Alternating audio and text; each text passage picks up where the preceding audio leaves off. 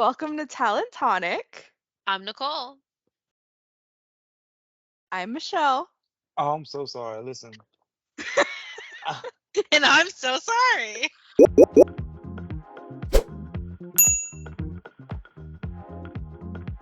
How long should my resume be? 1 to 2 pages is a perfect length for a resume, depending on your experience and the time that you've been working in that field. Some key things to keep in mind is they use only 3 to 5 bullet points, focus on achievements rather than duties. Always use relevant information only and include those keywords because as recruiters, we search for those keywords when we're looking for our candidates, and you want to make sure you have all those words that are pertaining to your career and your experience. I know when you're looking for a job, it's basically a full-time job. You're searching, looking for your perfect fit, but imagine if in your resume you have these keywords and the perfect job finds you.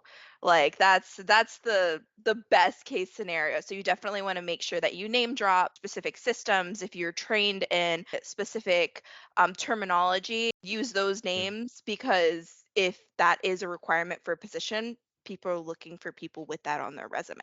Keep it easy to read, 10 to 15 years of your experience. If you don't have a lot of experience or you're just coming out of high school or college and you're looking for something, you can also use volunteer work, things you've done around your community, experiences that you've had in those type of fields.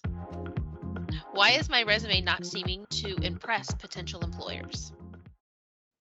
I've seen a lot of resumes that, lack substance, highlighting your achievements while you were there, highlighting exact tasks that you were in charge of, especially if it is important to the industry that you want to go into. Giving a little more detail, but of course not too much detail. You don't have to go over, your day-to-day in a paragraph form, being concise and being to the point and just kind of going over really important key parts of your job. One thing is that it needs to be professional.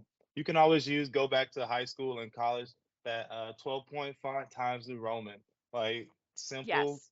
quick, clean, to the point. We can read it. Make sure there's no spelling errors, no grammar errors. Try to make sure it's as professional as you can be. I'll always want to make sure that you're applying at the right time. If you see a job posting that's been up for probably like 4 or 5 weeks, they may be in the last stages of hiring someone, so you may not be able to get into there. So you might want to get in at that first week or so, maybe within that first couple of days, to make sure that you're in there. Double and triple check, make sure your contact information is up to date. You didn't type anything wrong in that area. They can't Mhm, reach out to you if they don't have proper information. And mhm. to chime in on what Brandon said, when you're applying for a position and you put in an application on a job board, it could be a week, 2 week old. Call the place of employment and say, hey, I just put in an application. My name is Nicole. Look out, my resume went in. And they'll be like, oh, I filled that position 2 days ago. They don't always take those job posts down. And you could be applying for a lot of positions that are already filled or outdated. How common are cover letters and do they help? A cover letter can only boost your chances on getting an opportunity. I think it's like the cherry on top.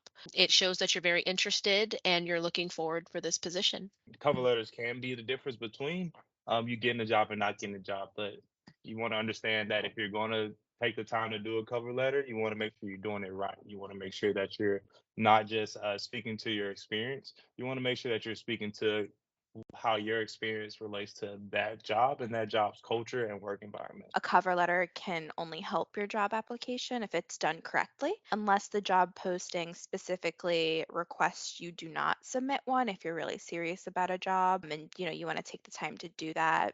It can only help you because it shows that, you know, you have that extra dedication to sit down and take the time to do the research and write the cover letter. You want to make sure it has an impact, it's well written, error free, and if the job posting that you really, really, really want says that a cover letter is optional, it's, best to just go ahead and submit Because it. they mentioned it, even though they said it's Yeah, optional, they did mention it. exactly. They mentioned it. And if a lot of people don't submit it and you do submit it, again, it shows a little extra oomph on your side. It shows that, you care. This is something that you want. You took the time to write this whole cover letter and you submitted it. If you have questions for us, send us an email at careerexperts@acatalent.net and we'll answer your questions in our next episodes. See you then.